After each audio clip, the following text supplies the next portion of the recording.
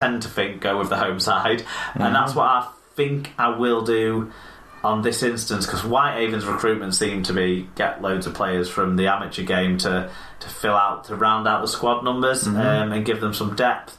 To me, Oldham will be going into this in a more settled position with the team they're going to pick out. So Oldham for me, this one. I'd go Oldham. I've got a bit of a soft spot for Oldham. I don't know. I especially they do now. Obviously, all the Oldham teams are in my division. So Waterhead and St Anne's and Lymehurst and all those guys are in the same division as me. So I've done a lot of travelling over to Oldham for away games. But there's some good clubs out there, good community clubs. Dr. Bob Phillips is an Oldham fan secretly as well, isn't he? Doesn't he follow Oldham? I feel it's Oldham or Rochdale. One of those two, isn't it? I think it's Rochdale, to be honest. I think he's got relatives that live that way. But yeah, so I've got like a bit of a soft spot for Oldham, so I'm going for them. Fair enough. Okay, NRL Brit picks. Round 22 it is. Rabbitohs versus the Roosters, so that's great the game. Top of the table clash. Friday 10:55am. That one is on Sky. Eels versus the Dragons, Saturday 10:35. Expect the Eels to expect the Dragons to bounce back, but the Eels have won a couple of games recently. The Wooden Spooners there, and then that's Saturday 10:35am. So get your Watch NRL apps out if you've got that. Raiders versus West Tigers, Sunday 5am. So obviously we've talked about the Raiders need a lot to go their way. West Tigers are actually doing okay this year, mounting a decent threat to the top 8. So they seem to have rediscovered what had gone missing throughout the middle of the season. So maybe the West Tigers in this one, but the Raiders are one of the teams that I follow, obviously, because they've got the English teams, and I'd want them to win. Obviously, Rich is a West Tigers fan, isn't he? So, he is, and I quite like West Tigers too. So, but I think West Tigers. Out of those three, I think it's a big game for them. If the Green Machine win this one, they'll know that they're never going to make it, really.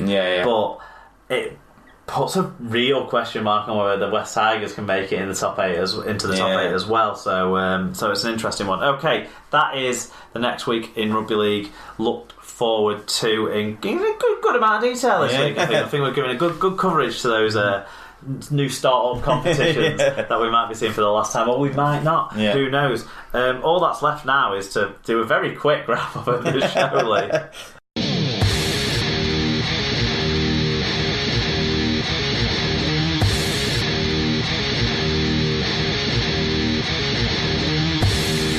Okay, Leigh, it's just your second experience in the SLP podcast studio. Definitely on a high this weekend after the experience you've had. So we won't put you through a quiz to knock you down off that perch at this station. We'll move past that because basically I forgot to write one.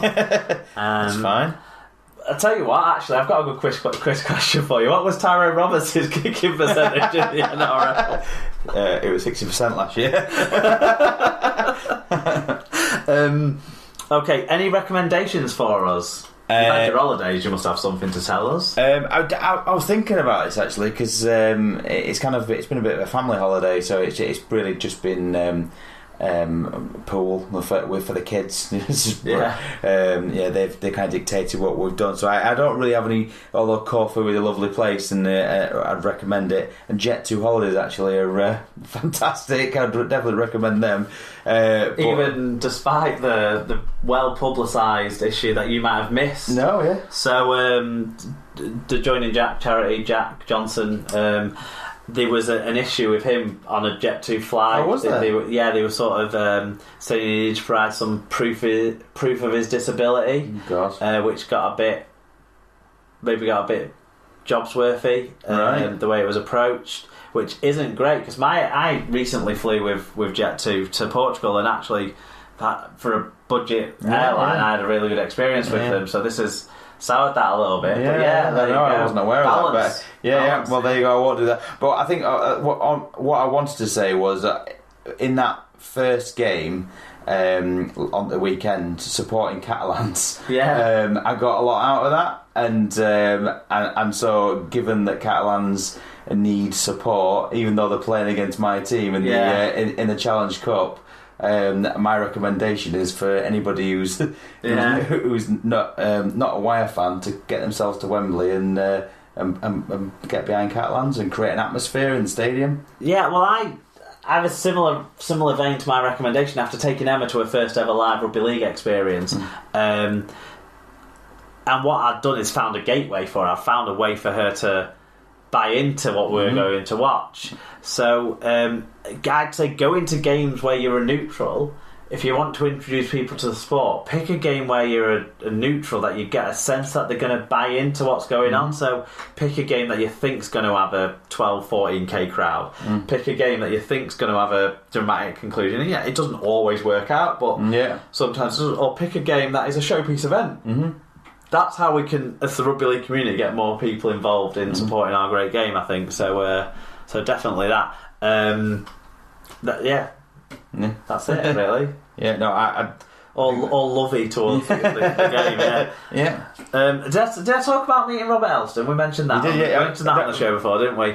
I think that was just us chatting. Was it? I think we were just chatting before the show. I don't remember us talking about it on the show. Oh right, so I ran into Robert Elston before the game. So that was interesting. I introduced myself, and he didn't know about the podcast. He'd never heard of the podcast, which shows we're not quite hitting the top levels yet of the hierarchy. But he's heard about it now. He asked us if we said nice things about him, and I said, yeah, it's you come in with a new breed of enthusiasm and stuff. So so wait and see. I stepped clear of saying like my view of you is your view of Toronto. I'm cautiously optimistic and hopeful for the best. but no. So that was interesting. I met Dave Woods at the women's game. So that was really cool. What a gent he is. Yeah, he comes across as one then. Total gent, and really interested in asking me questions about stuff and how I got into rugby league and stuff like that as well. Because he sort of was saying his story is a bit like it's obvious that he should like rugby league when you say he's from Wigan, but actually his dad was from Bolton and just went to a game on an off chance sort of thing, and his mum was from Wigan but not a rugby league family, sorry, but his dad after a game met his mum in the pub, and that's what he's there. And just interesting stuff like that. Like it was really cool. He was what a nice guy. He was really interested that it was Emma's first game that she'd been to and stuff like that. What a top bloke. Next week we've got a new debutant on the show, another top bloke. Rich Langley is making his debut on Super League Pod next week, so that's really exciting to look forward to. I want to give a call out if anyone wants to make a donation. They can make a donation to the show, paypal.me/Super League Pod. Obviously some of the running costs are coming out of those donations, and we're going to be putting some money back into the community game, one of the clubs that potentially is going to benefit this year. But based on where we're at the moment, it looks like a smallish, but maybe you can get yourself a couple of t-shirts or something off the back of it. Donation will be going to the way to your guys at the Newton Storm, and we'll see what we can do. But the more donations that come in, the more I can shift those around and see about how much we can support the community game beyond my running costs. I might dip into the kitty a little bit for my transport to the Challenge Cup final. Limousine, but nothing flash. Just being able to afford it, because we're going to take my season ticket money out next week. This auto renewal thing, which is an interesting way to approach things and stuff. And I've just had to pay for my new Game Pass for the NFL season as well. So big month August, expenses wise. People can find the show, share the show. Please do share the show, as always, at Super League Pod on Twitter and Instagram. I did put a little bit of a few pictures on Instagram from the weekend's activities. Facebook.com/Super League Pod. Please do check out there. We've started now auto posting links to the Google form after the games through Facebook as well. So sorry that we've neglected Facebook on that view most of this year, but Mark W has sorted me a solid this week and got around Facebook's new systems and sorted that out. superleaguepod@gmail.com if you want to send us an email about anything that's touched your fancy. superleaguepod.com is where you can go to check out the blogs.